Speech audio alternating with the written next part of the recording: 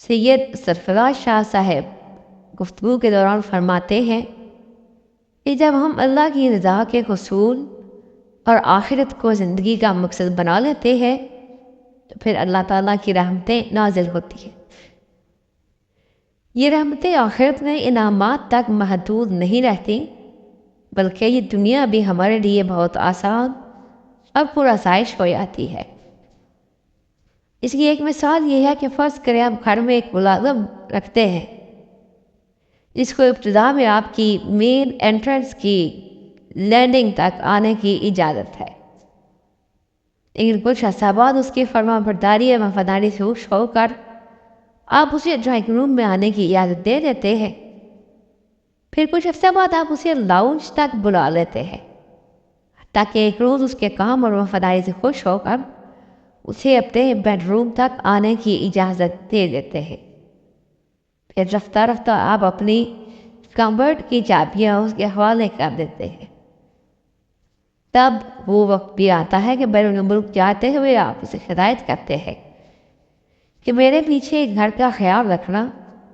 یوں آپ اس پر اعلیٰ درجے کے اعتماد کا اظہار کرتے ہیں۔ لیکن اگر آپ کو باہر سے کہیں اس ملازم کے بارے میں خبر ملتی ہے کہ اس نے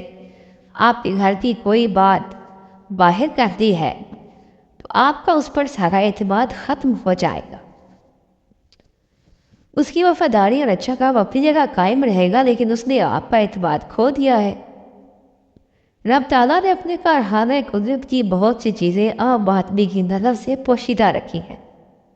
لیکن اگر کسی شخص کی اطاعت، فرما برداری، ادب، آداب، اخلاص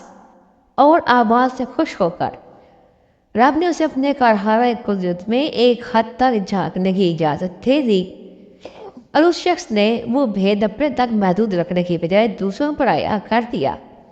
تو وہ اپنا اعتماد کھو دیتا ہے۔ آپ صلی اللہ علیہ وسلم بہت سے لوگوں کے خواب میں تشریف لاتے ہیں اور انہیں اعزاز بخشتے ہیں کہ وہ آپ صلی اللہ علیہ وسلم کی زیارت کر لیں۔ اگر عالم رویا میں آپ صلی اللہ علیہ وسلم کے ساتھ کسی کی گفتگو ہوتی ہے تو میری دانست میں وہ اس وقت تک رازداری کے حکم میں آئے گی جب تک وہ گفتگو بیان کرنے کا حکم نہ فرما دیا جائے۔ اگر کسی نے اس حکم کی پیروی کرتے ہوئے آپ کی تفصیلات بیان کی تو وہ رازداری کے ایکٹ سے مبرہ ہو گیا، صورت دیگر ہی ایکٹ اس پر لاگو رہے گا۔